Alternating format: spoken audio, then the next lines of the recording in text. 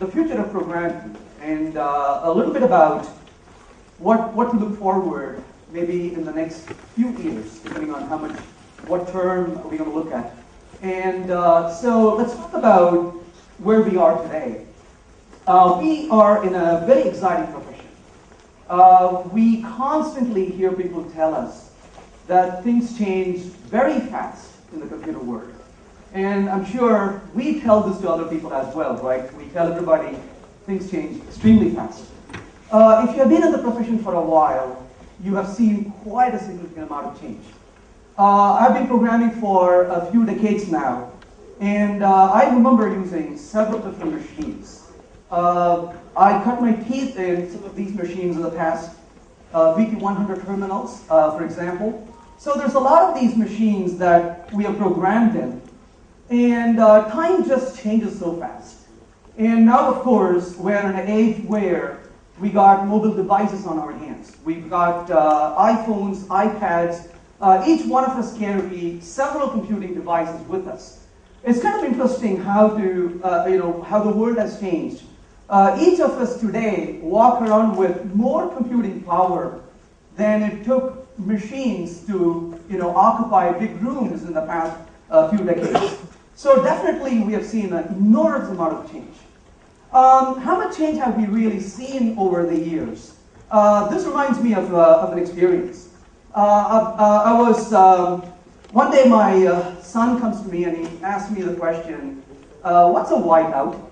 And I told him a whiteout is what we use to, if you make a mistake in typing, we put a whiteout on it and then we retype on it. And then I went on to tell him that Daddy actually used typewriter to write his research paper back in time. And he listens quietly, and after a few minutes he said, Daddy, what's a typewriter? And I had to tell him what a typewriter is, explain to him that it's a machine that you actually type on, and then you put paper, and there's a little thing you roll up, and then I go through all explaining it. And after listening patiently, he says, why would anybody do that? And why would anybody use a typewriter? And why not just use a computer to print stuff? And it's interesting to see that children today grow up and they are in a very different environment than what I was used to, and the next generation, of course, you can see that. We live in a very different world today. We don't have a problem with information. We have a problem with the overflow of information. And what we need to do really is not know how to get information. That's not a problem, but to filter it, right? I was visiting a good friend of mine last week, and his little daughter, 4.5 years old, she said something, and her mom said, are you sure about it? And then in her sweet voice, she said, yes, of course, because I Googled for it. And a 4-year-old can get information today so easily, and it's just amazing how things have changed. So as soon as I went home that night, of course, I had to hide my floppy disk because my son is going to ask me, what are those devices, right? And so we've seen an enormous amount of change in front of us. And if you've been in the field for 10 plus years, you've seen several of those changes. Even in shorter time, you've seen it. So that begs the question, now we are programming for devices that are so modern. We have things like iPhones and iPads and Android devices and more devices that are around. How do we program for these devices? Because so much has changed over the past 20 years, 30 years, right? So let's talk about how we program these devices. So here's an idea. Let's go ahead and write some code. So I got a list of prices. I want to do what? I want to loop through the prices. I equals 0, I less than, prices dot. Is it length or size? Isn't it a shame, actually, that we have been looking at all of these changes in the field, and yet the way we program these machines is exactly the way we programmed 30 years ago. Shocking, isn't it? And how do we write this code? And it hasn't changed a bit. In fact, we do a lot of stuff that everybody around us did a long time ago. So the question really is, when you look at code like this to write programs for these modern systems, so when I hear people say that things really change very fast, I ask them, what are you guys smoking? Because I don't think there's anything different at all in what we do, right? So while we tell people that we live in a very fast-paced world, when things have changed completely around us, and this is kind of the model where we are so eager to change the world, and yet we want to hold on to what we do. And yet we want to hold on to how we do things. And the minute we are told that we could do things differently, we don't believe that, right? And so look at the dichotomy in what we live, is we live in a world where everything around us changes rapidly, or so we believe, and yet we don't really change a whole lot of what we do ourselves. Now, of course, certain things are very fundamental in nature, and it's very hard to change. For example, any programming language you want to use, and there are several out there, all of them are Turing complete. Now, what does it mean by Turing complete? Well, a Turing machine really is bottled around a single tape drive, and of course, any system that can be simulating a single tape drive is considered to be Turing complete. When it comes to a programming language, it doesn't take a whole lot of effort to really create a Turing complete language. Almost every language you will get your hands on is Turing complete. SQL, HTML, all the way down to just about any programming language you would use. But one thing that Turing complete doesn't talk about is the efficiency of such a system. How productive are you in writing code with it, and how fast is the code that you run with these systems? Now, if you really look back in time, there was a time when things were different, and things did change for better. And we can, in fact, single-handedly blame this guy over here. His name is von Newman, and he is one who is blamed for putting so-called bottleneck into computers, in computer architecture. Before his time, by the way, computers were very different. And people would feed into these computers not just data, but they would feed programs and data together. And the systems didn't have any ability to remember anything. And you had to give programs and data together, and the computers would process the programs and the data at the same time and spit out results and would forget it. And we had these so-called batch processing machines. You had to schedule time on it, and you had to run them. And what von Newman did was he remarkably realized that you don't have to keep feeding these programs to computers over and over. These computers can actually remember these programs. And all you had to do was feed data to these computers. But of course, that was a brilliant idea, and you could say most of the modern computers really follow his architecture. But where it made a big difference is that because the memory had the programs and you had to feed the data to it, you have to really feed data really fast to these programs. Where do you get these data to feed these programs? Well, of course, the data came from the memory as well. And now we have a bottleneck for feeding the data to these memory, through the memory, to the processors. And to a great extent, I would say, we are battling this problem of bottleneck. And most of the programs we write really fit this particular model of von Neumann model. But I would say most of what we do today can be summarized as object-oriented programming. When I started programming, by the way, back in time, OOP was not mainstream. I remember the fondly discussions on the mailing list where endlessly people would fight and argue that OOP would just not work. It would be too slow, it wouldn't work at all, it's a failed effort. And then, of course, things kind of quieted down. And nobody complained about that anymore. And people started using it. And now, of course, almost everybody who writes code of some sort is using OOP without any doubt. They don't question it, they don't ask, is this the way we should do it? In fact, they're kind of convinced that this is the way to write code. But here's a question for you. Can you take a guess, and don't worry about being right or wrong, can you take a guess what year OOP was introduced? Anybody? Don't worry about being wrong.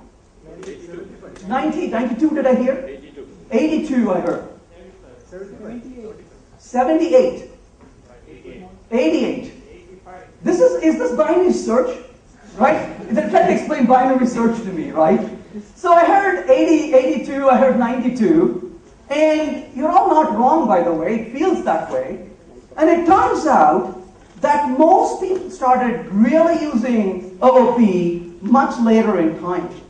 But the concept of object programming with respect to programming itself was really introduced by these two guys here. This was Dahl and Nygaard, who worked for the Norwegian Computer Agency, and they created a language back in time called Simula. And as creating Simula, this was, by the way, in the year 1967. So OOP was introduced in 1967. And the time when most people just started using OOP quietly, meaning that it became mainstream, was kind of around 1990 timeframe. Now think about this for a minute. A good 23 years. If that's what we mean by fast, I don't think so, right? It took 23 years. If this was a human being, it had a terrible neglected childhood. Nobody cared about it. Until it was 23 years old, they said, whoa, look at that. Maybe we should pay attention, right? So why does it take 23 years for a useful concept, one that is the most prevalent today, to really take strong hold? That's kind of interesting to watch this go on for so long, isn't it? So why does it take this long? That's an important question for us to ask. And the reason is, as George Santayana says, those who cannot remember the past are condemned to repeat it. So why did it take that much time for adopting? There are some really hard forces that we should really be careful about. When people get eager to design languages, they all have good intentions. They want to create language that's fancy, that can do some really cool things. But it turns out that people just don't take things because it's fancy and cool and better. There's something more that's needed for people to take and get comfortable with it. Now, from 1967 to 1990, what was really happening? Well, it turned out that Simula was really powerful. And then, of course, came along other languages like Smalltalk, for example, which was also very powerful. But along these years, still people didn't quite adapt to object-oriented programming as much as you would expect. And then came along, of course, the language called C++. Bjorn Stroustrup, who's the guy who wrote C++, he was working on his research, and he had programmed with language like Simula, and of course he found that it was fairly good, but it was pretty slow for his taste. And he was doing some research on parallel computing. He needed something pretty fast. And he took on the language like C, and he realized that he could write code in C like languages very fast. But of course it was very hard to write code because it didn't really have the powerful abstraction that object programming really provided. Once he graduated, he sat back and said, what if I create a language which is as fast as C, but provides these capabilities? And so he went on to create C++. In fact, the first version of C++ he created was actually called as Better C, and that's what his first version of C++ was. So partly the reason was that you could have speed now, but speed was not the only reason why it really took off. There was another significant reason why it really became mainstream. And the reason is, all of a sudden, you could program with objects without programming any differently. In other words, the learning curve was extremely minimal. You didn't have to learn something fundamentally different to start programming with objects. You only had to change a few things around, and all of a sudden you had an object on your hand. I'm not suggesting this is a great thing, but that's what the world actually does. As it turns out, programmers don't quite adapt as well.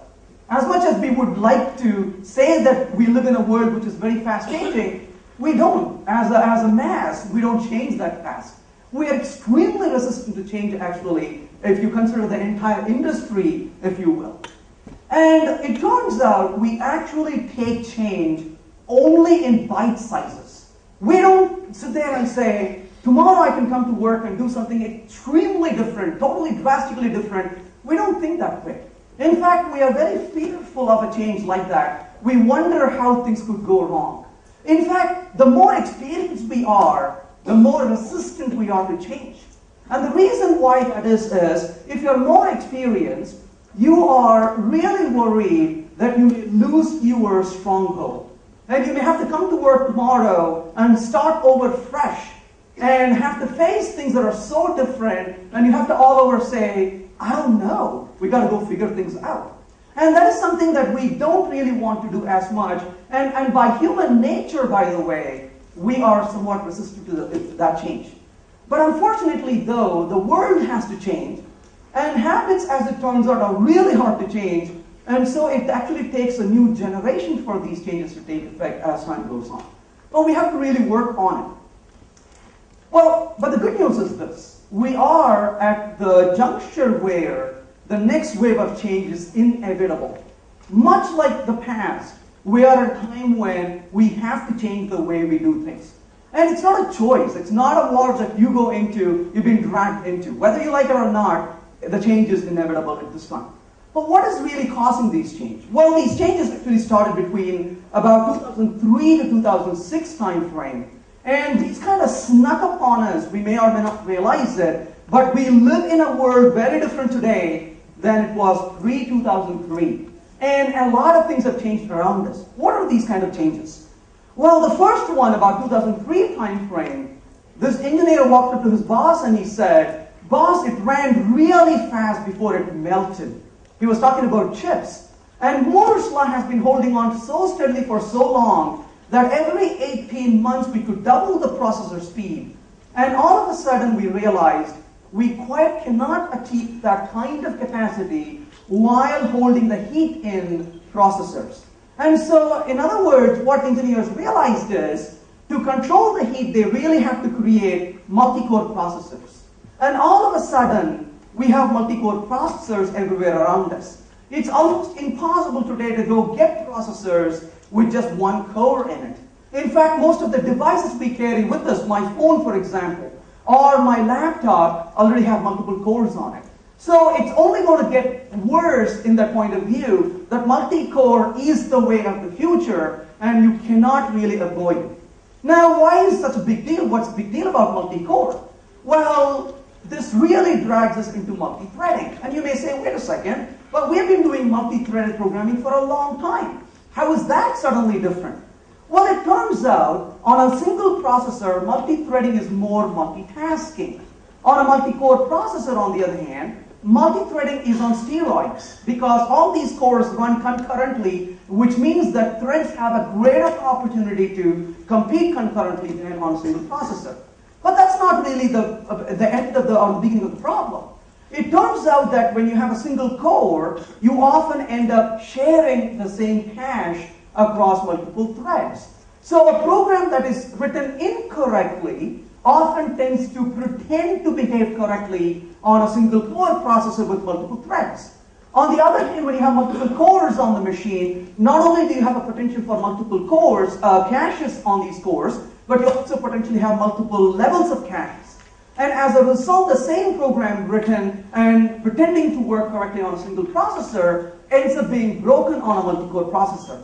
In other words, the multi-threading problems exasperate when it comes to multi-core processors as against when you are really looking at a single processor to work with. I had a guy send me this email. I thought this email was really funny. His email said, "I've had this program working fine for years, and my company just got us a multi-core processor, and we deployed the program on the multi-core processor, and all hell broke loose." And his email went on to say, "Tell me the quickest thing I can do to make this program work correctly on this machine. Don't tell me to do the right things because I don't have time for it." And I emailed back to him saying, "It's very simple. Walk up to the machine and turn off all the cores except the one core that you want to use." Right? So the point is, you cannot just quick fix these problems. It's very difficult to do this. So that is one fundamental thing that has changed around us. So in other words, the programs that you write today have to run on multi-core processors. This is not a choice that you have. It is mandatory that we be able to do this. The second thing that's changed since the time, in about 2006 time frame, give or take, is when we had social networking. We have things like Twitter and Facebook. And what does that mean really? It all of a sudden means that we, every one of us, are generators of an enormous amount of data. I mean, you could just sit there and produce data like no other time that has been done ever before. And we have devices now communicating through the internet. We got people with multiple programs, multiple devices, and now we have a huge amount of data we are generating. And applications have to just process these. Every second we are generating as much data as we used to in a month's period, for example, before. So we have Twitter, we have Facebook, we have other devices, RFID devices, automobiles on the road generating data as they travel around, and so we have to be able to process all of this. And all of a sudden, we are not in a corporate environment where we could be happy running the batch process in the night. And we have to do heavy volume processing every second of the day. And so again, we are living in a very different computing environment today than we were about 10 years ago. And what this fundamentally means is we cannot simply address these things without changing our programming practices. It is obsolete and we have to grow up to change it. But unfortunately though, the way we write applications is fundamentally wrong in so many different levels. It's kind of hard to know even where to start, because we have been using a very old development practice for the modern age, and we are a bunch of people in denial because we continue to use these languages the way they were, and we need to really find a way to get better. Why? Because the modern demands are very different. We got big data coming all the way through in various applications. We have to really worry about clustering of these applications, because all of a sudden we simply cannot handle the demand by just having one huge machine processing things. And context of information is extremely important. We live in a world where data processing is not enough. We have to process it based on the contextual information of the data. It could be geolocation, it could be based on who is talking about whom, about what, and we have to be able to deal with these kinds of contexts. And we also have to deal with relationships of data among people as well. That is something we have to worry about quite a bit. So with all this said, there are a few answers already out there. For example, there is the NoSQL movement, and of course poorly named obviously, but it is trying to address some of these concerns in the data processing and handling of the data persistence. There's of course the MapReduce algorithms that try to provide a scalability of processing information. But we got to go a lot more beyond that. Let's talk about a few areas where we need to fundamentally change the way we do things. Let's think about the web. The World Wide Web came about in the early 90s, 93, 94 timeframe, right about the time when Java was coming out. The web was, of course, coming out. The design patterns concept was coming out. So it was a very, very interesting time. C++ was a prominent language at the time. Java was just taking roots at the time. Web was largely unknown at the time. So a lot of technology that was created, I call it the old web because that's when it was created. How does the old web really look like? Well, the old web looks very simple like this. It's a stateless request-response protocol.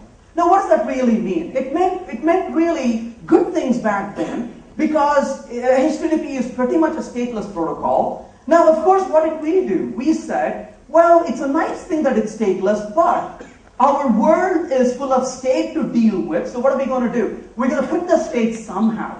And we started introducing cookies, and we started using session data, and of course persistent on the server side. But every request to the web, how does it look like?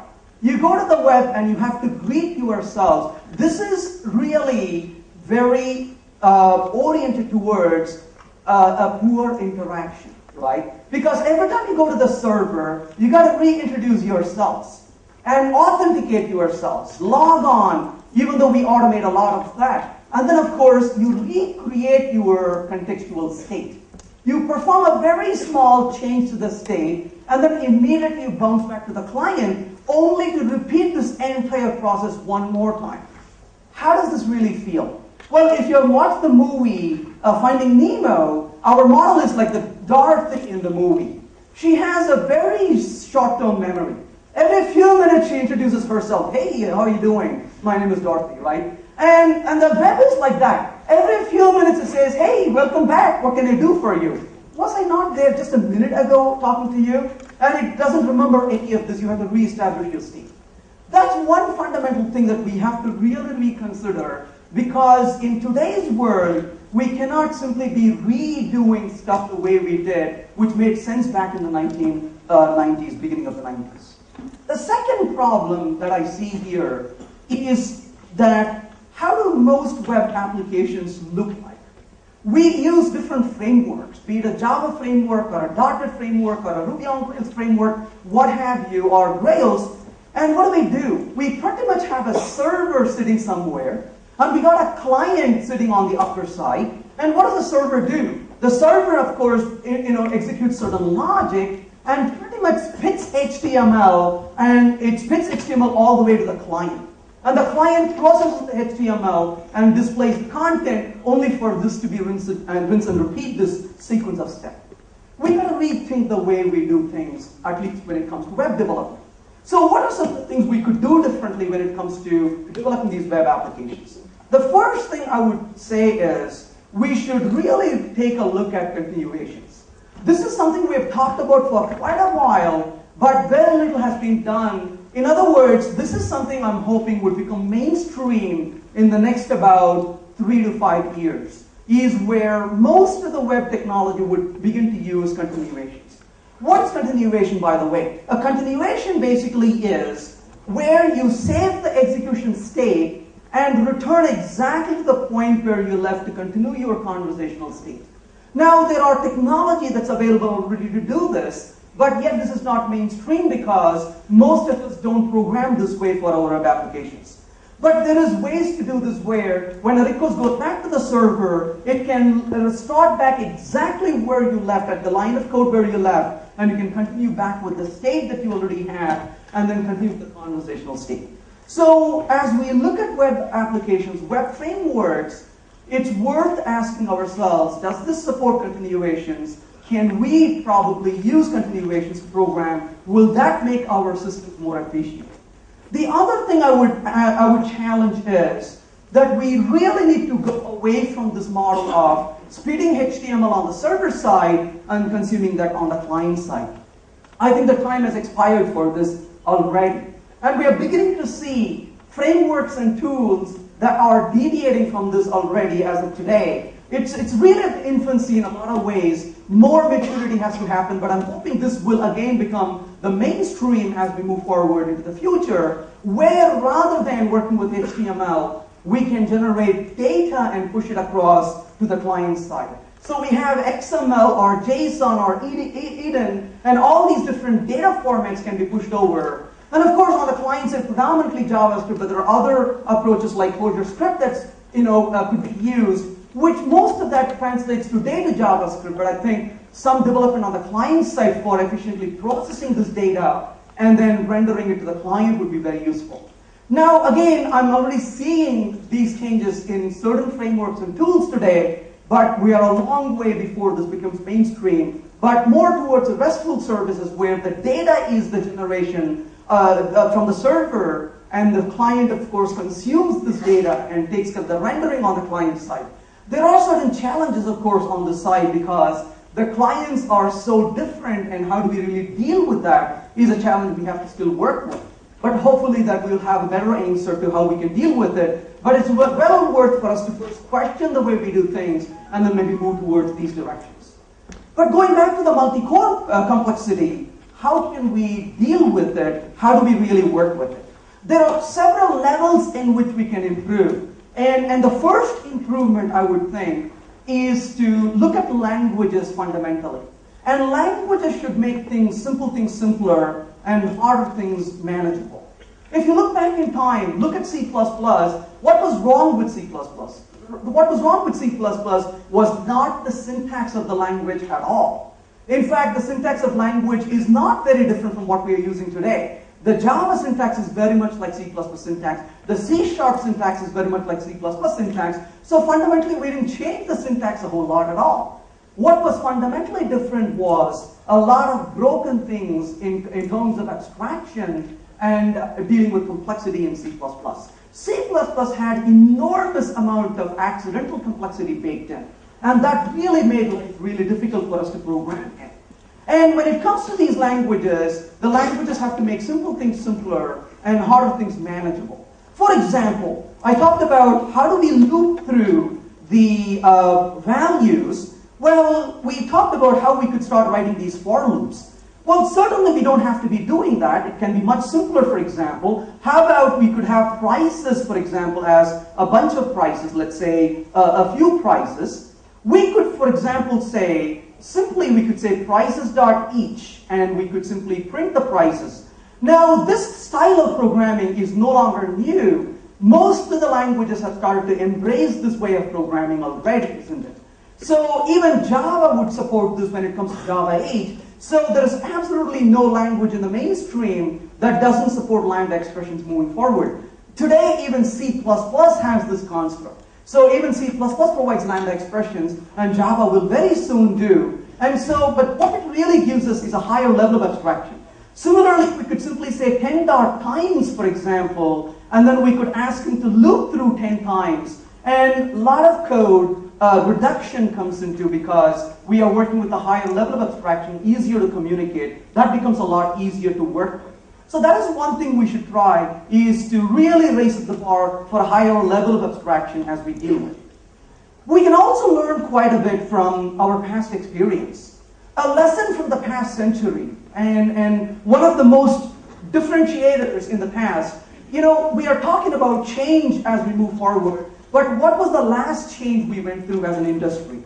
And this man here can be credited for one significant change, and his name is Edgar Dijkstra. And Dijkstra was well known for his work on various things related to concurrency and efforts related to it. But one thing he also talked about was that he wrote a very interesting paper called "Go-Tos are considered to be harmful."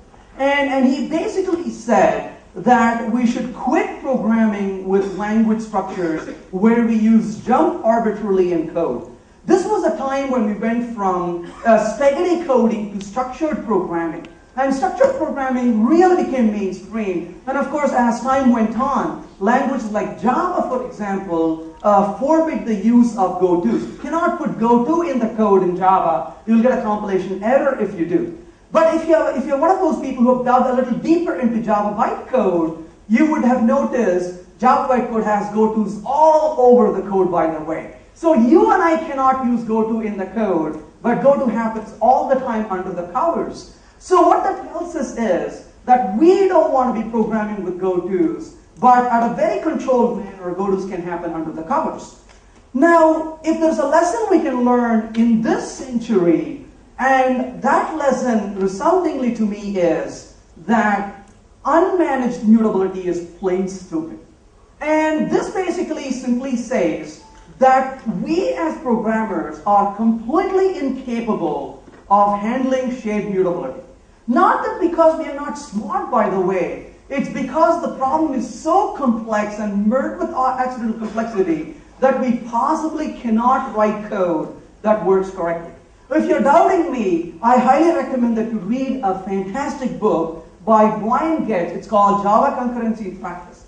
It's considered to be one of the scariest books for programmers.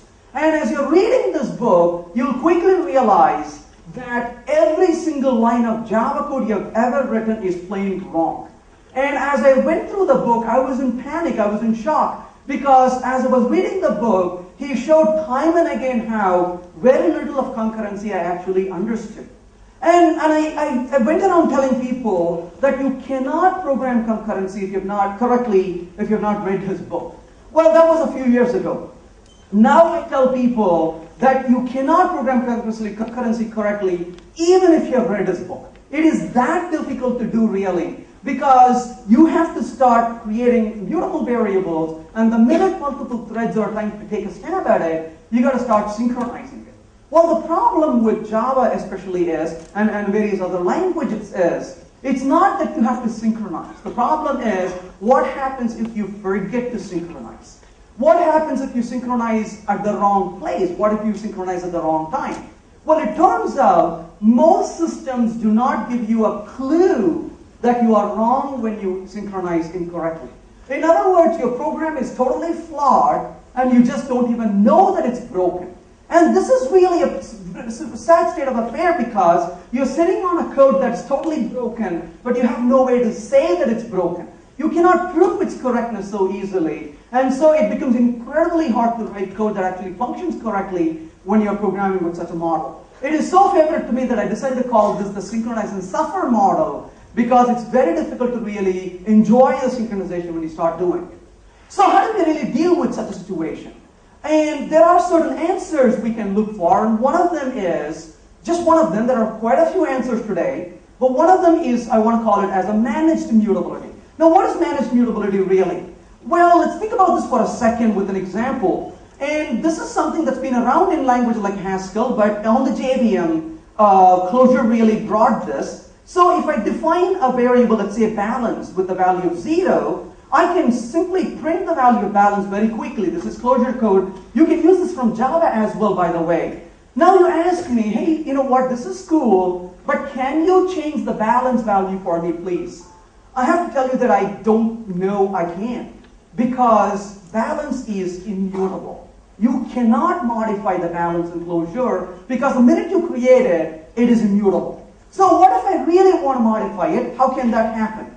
Well, if you really want to modify it, you have to really wrap this into what is called an identity, or a managed mutable identity.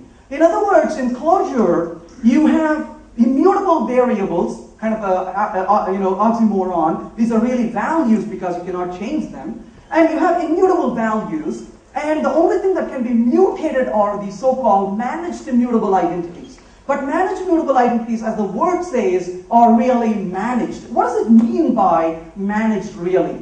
Well, think about this for a second. I have this variable which I've wrapped into a mutable, into a managed mutable identity. I can dereference it and get the value out of it. But what if I try to modify it? So I'm going to go to this and say ref set, and I'm asking him to change the balance, let's say, to a value of 100. So I walked up to this object and said, I'm going to change your value to this 100.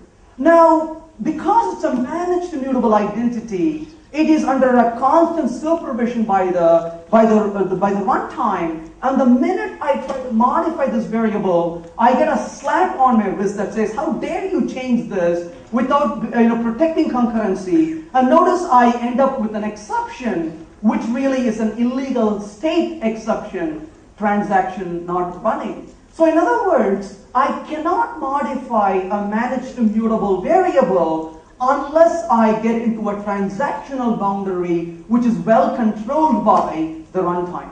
So as a result, if I really want to modify this variable, I've got to put a little bit more effort into this.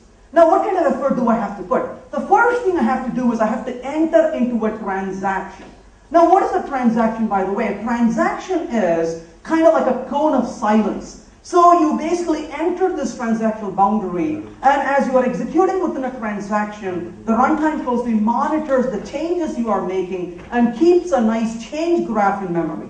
And as you near the end of the transaction, it commits your change to memory and immediately follows with other concurrent running transactions. And if they are in conflict with your changes, those transactions are automatically rolled back at this time, so you don't have to worry about managing concurrency yourself. So for example, what you would do in this setting is, if I really want to modify this, I have to say do sync over here, and I have to enter into a transaction. And now notice that I can go back and change the balance because I have entered into a transactional boundary in this case. And once I've entered into a transactional boundary, I have the ability to modify this variable, as you can see. So in other words, if you want to really change a variable, you are forced to enter into a transaction. Now, this is quite untrue about language like Java, because Java doesn't control what you do, but the consequences are severe if you don't follow a protocol. Whereas here, it monitors and guides you along and says, that's not the right operation to perform, by the way. You better go back and enter into a transaction and deal with it. Now, how does this really help? The way it helps is, if you have concurrent transactions running, it takes care of managing the concurrency for you automatically. For example, notice in this example, I've got an increase balance code, and I'm only calling this code twice, by the way, and I've purposefully created a collision in this example. I've called it twice, but I called it concurrently over here. And both of these threads are trying to modify exactly the same variable at the same time. However, notice that in this case, the changing is printed 3 times. And the reason is when both the transaction enter competing with the data, one of them succeeds and the other is automatically rolled back, and it retries the transaction one more time, only to finish the second time it tries this. And of course, the net result of this is as if these two operations performed in serial order, but they actually were running concurrently, as you can see from the threads I created. So this is baked into this, and this of course is called the software transactional memory. And the essence of this really is to go towards more of a managed mutability rather than uncontrolled, unsupervised shared mutability, which clearly is the pathway to hell, and we don't want to go there. The second thing I would say here is languages must really promote a higher level of abstraction. They promote composability and really should make code more declarative in nature, so we don't have to write as much code, but the code is actually more expressive in what we are trying to do. How would this really look like? Let's look at an example of how we could really use such a code. Let's say for a minute that I want to go get a bunch of stock prices and deal with them. And I have a bunch of ticker symbols. I want to go get a stock price, and I want to know which stock price is the highest stock price, but less than $500. Now, I want you to think about this in your mind for a few minutes. How would you write code in language like Java or C# or other languages you program in? How would you go find the highest stock price which is trading at less than $500? You probably would write a loop. And within the loop, you would go out and get the stock price. And once you get the stock price, you would perform a comparison. And then you would keep a pointer to a variable or a reference to a variable. You would constantly be updating it. And when you're done with it, you're going to end up with about that much amount of code. Well, that's great. And about 2 weeks goes by, and you look at that code, and you have no clue what this code is doing. You have to stare at it and say, what does this really do? And you have to read every line of code to figure out what it's doing. Why? Because this code fundamentally fails the so-called single responsibility principle. This code does several responsibilities, put everything switched together, isn't it? But wouldn't it be nice if it flows through nicely and can be composed? Let's look at an example here. Let's say for a minute, I want to write a method here. Let's call it as pick high price. Let's call it as pick high price. And this is going to take, let's say, a special object called a stream. What is a stream, by the way? Think of it as a fancy iterator. And I'm going to give them a bunch of ticker symbols to work with. Now, what am I going to do with these ticker symbols? We'll figure out in a second. So I'm going to call this pick high price. And I'm going to send it tickers. And this is going to be a symbol over here that I'm going to use. So we could say tickers.symbols. Now, I've got a bunch of symbols on my hand. Let's actually take a look at the symbols before we go any further with this. So I'm going to say ticker.symbols. And I have a bunch of symbols on my hand that I want to work with, that I want to use in this code. Let's go ahead and please the compiler here. So what am I going to do? I'm going to simply process a bunch of ticker symbols, but in a more of a logical manner to flow through in this example. So if you look at this, I've got a bunch of ticker symbols that I have on my hand. So what am I going to do to process them? I'm going to call this method I just wrote called pick high price and send this ticker symbol, so tickers.symbols, and I'm just going to send that over to this particular method. Now, what am I going to do with these ticker symbols? Well, I've got a bunch of symbols on my hand, but logically I need to get the stock prices, I need to compare the prices, pick the highest price among those, but only those less than $500. Looks like a lot of work to do, isn't it? Well, let's try to write this a little differently. I'm going to go ahead and say output. Essentially, I'm going to start with the tickers on my hand, and I'm going to simply tell him to use a special method called map method. Now, the map method basically says, given a set of input of data, map it over to a set of output of another set of data. A very logical ordering, a mapping or a transformation. And I'm going to say stock util, which is a little helper class that I have here for me under the covers. And it has a get price that's going to return to me stock information on my hand. So I'm going to simply call the get price method on it. And this essentially returns to me a collection of stock prices that's going to take the ticker symbol, which are strings, and give me a collection of stock prices I can work with. Now that I have a bunch of stock prices, I need to pick prices that are less than 500.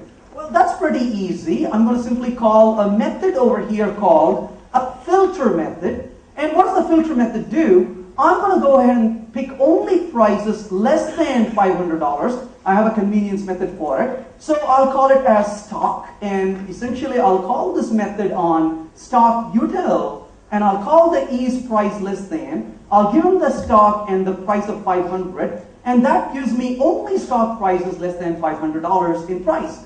And now I can then say, I want you to reduce this. And what am I reducing it to? I'm going to use a special function called pick high, and I'm going to reduce it to a stock value. So I'll call it stock info. This is going to be an empty name with 0 value to begin with, but I'm going to use a stock idle and use the pick high method to get the value, which is the highest stock price out of it. So instead of writing a lengthy set of for loops and confusing code, we are using a very nice compositional format here.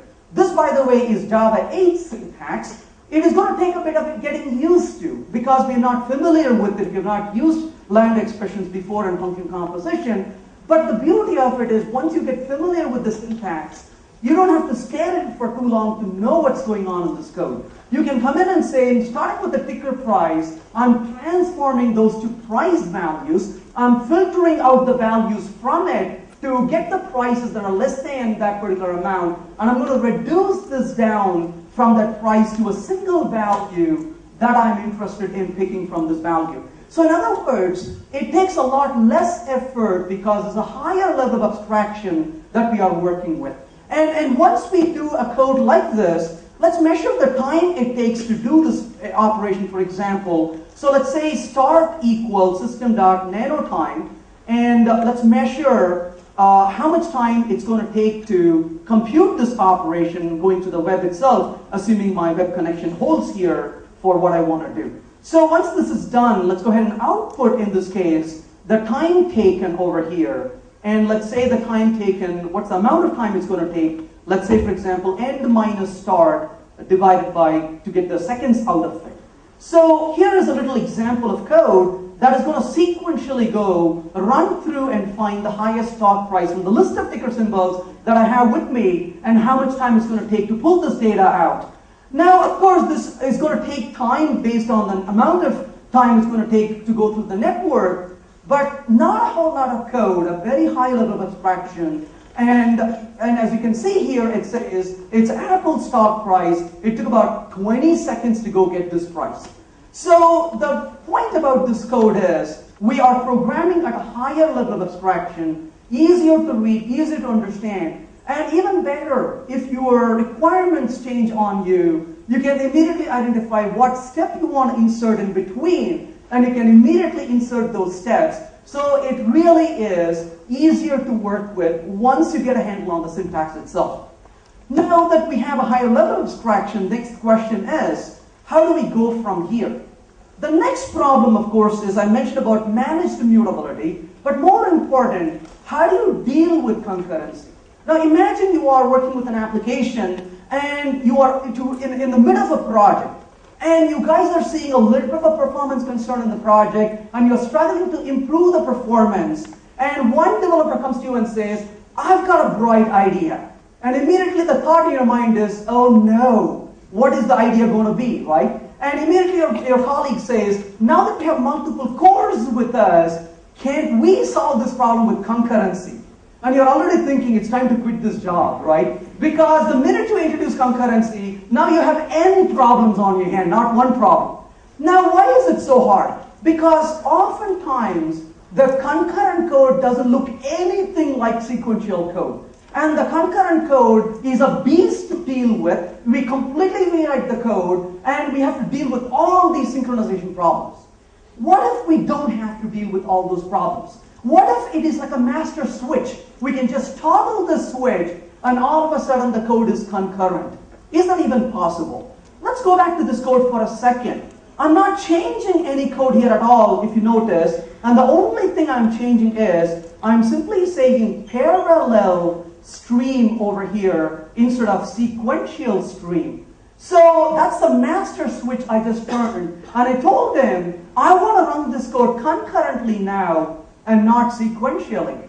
And all of a sudden the code that took 20 seconds to run only took about 3 seconds to run here, as you can see. And the reason is the abstraction completely removed the complexity out of our hands, and it said, I can manage with the thread pool under the covers. I can take care of the executor services, so you don't have to deal with any of those details as long as you follow one code of conduct, right? Which is be hygienic. Do not mess with shared mutable variables. Do not go and fiddle with data from in the memory. As long as you perform transformations in your code, going from a concurrent code, sequential code to concurrent code, simply becomes this master switch you can turn off and turn on back and forth. So if programming can become that simpler for us to be able to use concurrency, then you can see how we can face up to the challenge of the modern devices that are there, very promising, sitting in front of us, and quite capable if we can do it. So there are these facilities that are emerging in front of us, if only we can have the discipline to really avoid shared mutability and make use of some of these things. So to summarize what we talked about, how does the future of programming really look? As Peter Drucker said, the best way to predict the future is to create it. It is just not about programming languages, by the way. It really is about how are we going to use it. So don't sit there and wait for the future. I recommend you go create it. Thank you. STM. And Scala also there. Yes. So which is better, like for the particular problem, which is which one we have to choose? So the way I transactional memory, and I gave the term managed mutability.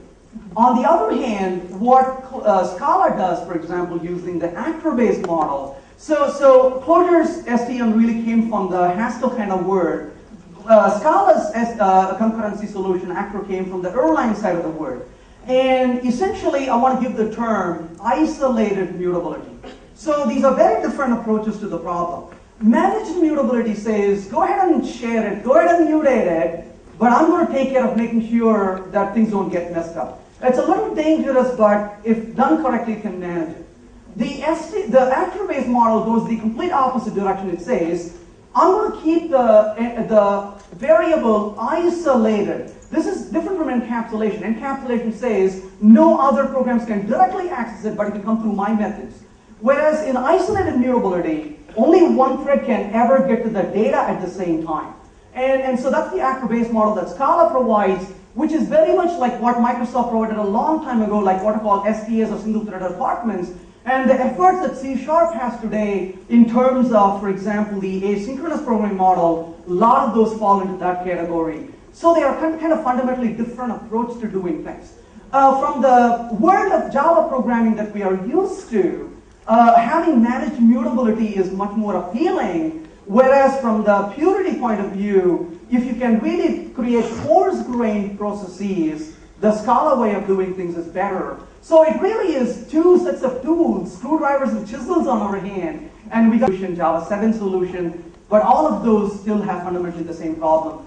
That's not going to go away anytime soon. However, it doesn't mean we are stuck with it. There is absolutely no reason why in Java we cannot use Clojure SDM. There's absolutely no reason why in Java we cannot use Aka's Scala actor-based model. So none of this is limiting. So we could still be programming in Java and make use of these things. There is absolutely no restrictions to it.